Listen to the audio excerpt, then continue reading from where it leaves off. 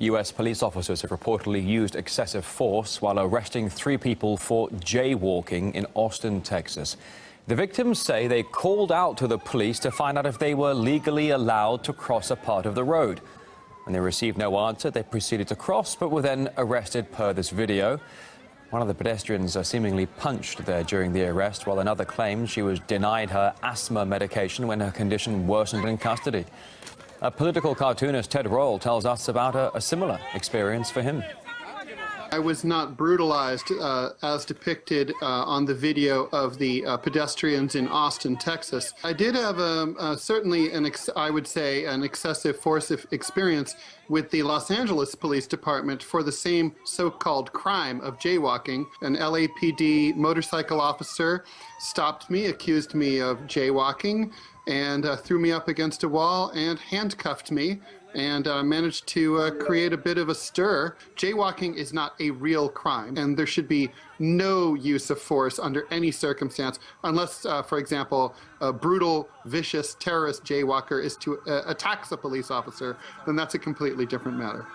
All right, online for you right now, Facebook is facing a daily fine of €250,000 in Belgium. That's if the social network fails to comply with a 48-hour deadline set by a court to disable an internet cookie which tracks the activities of internet users who aren't even members of Facebook. That's online right now. Also there, 2 daredevils get bored with a big queue at the Eiffel Tower and decide to climb the landmark itself without any safety gear. Have a look at that. It's RT.com. For now, an anonymous American official says the death toll from a shooting at a U.S.-funded police base in Jordan has risen to 8.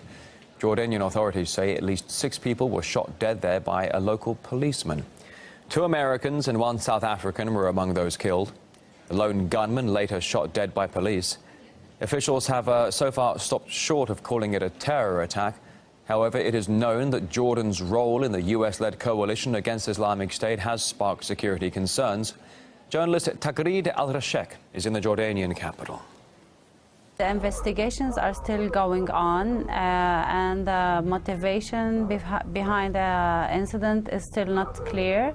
This is the first in Jordan's history ever for a Jordanian officer to shoot any foreign officers. He has the rank of a captain, and he's 28 years old. I asked some people if he has like any religious background or like some jihadi thoughts or anything related to Salafists or jihadists, and everyone said no. There's nothing known such things about him. Right, to some other headlines in brief for you now. 100 activists rallying in Washington against the visit by the Israeli Prime Minister Benjamin Netanyahu and protesting an award that he's picked up during the visit as well.